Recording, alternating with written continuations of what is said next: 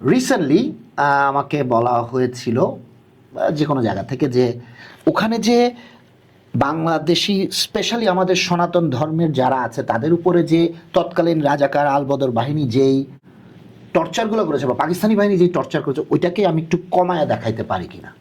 আচ্ছা, তো আমি বলেছি দেখেন ভাই মানে এটা স্পেসিফিক্যালি বলেছে আপনাকে? হ্যাঁ, এটা আমাকে বলা হয়েছে যে এটাকে করে একটা নিউ কার্ড দেওয়া যায় কিনা। তো আমি একটা মুক্তিযোদ্ধা পরিবারের সন্তান হয়ে আমি একটা সিনেমা বানালাম based on the real facts, আর আপনি আমাকে বলতেছেন এই জিনিসগুলো চেঞ্জ করে রিকাট করতে।